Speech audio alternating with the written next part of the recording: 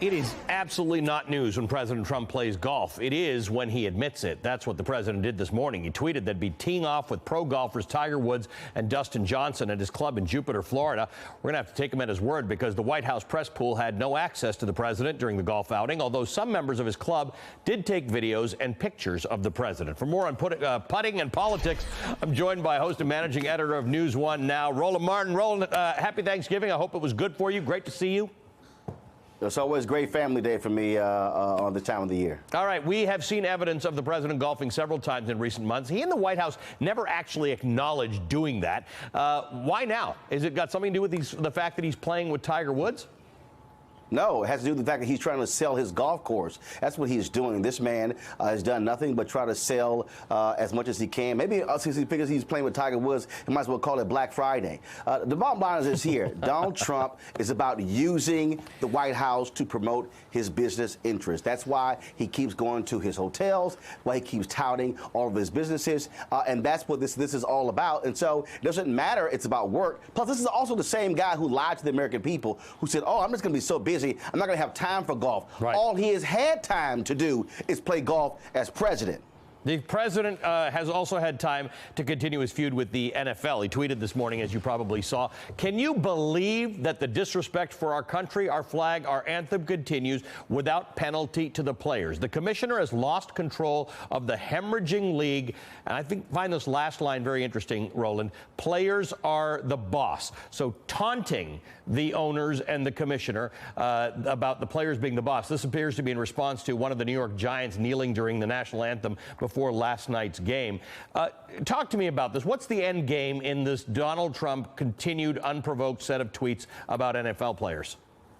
There is no end game for it because he's making race-based appeals. Just the other day, I had Charlie Sykes, big-time conservative, on my TV One show talking about his book. How the conservatives lost their mind. And he said point blank that the president is making race-based appeals to his base by going after the players. Now, I would say this to Trump.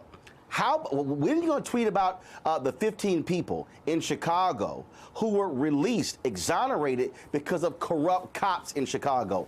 Upwards of 500 cases. How about the cop in L.A. planting drugs on a particular suspect? See, that's why the players are kneeling. They're kneeling about police brutality. They're kneeling about criminal justice reform. But see, he won't address that because he's weak. He wants to be Mr. Law and Order, but he doesn't want to deal with the real life issues these players are talking about. And so what he's doing is he's pushing these little buttons for his largely white supporters in Pennsylvania and Wisconsin, of course, Michigan, Ohio, saying, look at these ungrateful black players out there making all of that money.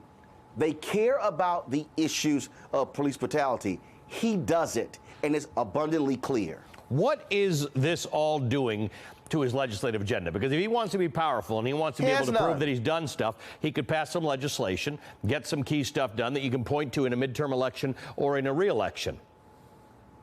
In order for you to pass legislation, you have to actually know how to read and know how to talk to people. All of this, oh, I can make great deals. No, you can't, because you don't know what you're doing. This is a grossly unqualified individual for president. And I don't want to hear any conservative say anything about affirmative action or about quotas or anything along those lines. If you want to see white privilege at its best, it's Donald Trump. He can't pass anything. He can't achieve anything. You have a tax reform bill that is grossly going to help the top 1%. Look at the graduate students who are going to be impacted. Look at the scholarship students who are going to be impacted. Look at the folks in the middle class and lower class who are going to be impacted. And this is what I need. I need broke white people in America to wake up. To wake up in Arkansas, in Mississippi, and Alabama. I need them to wake up to stop being against the Affordable Care Act when they are some of the sickest people in America. And so what you have is you have Trump who pushes the buttons. Howard Dean said in 2004, God gave guns.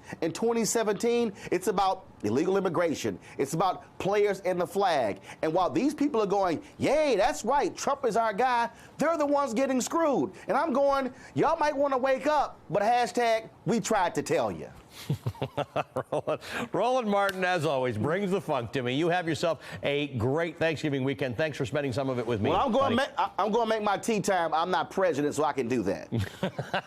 Roland Martin is the host and managing editor of News One Now.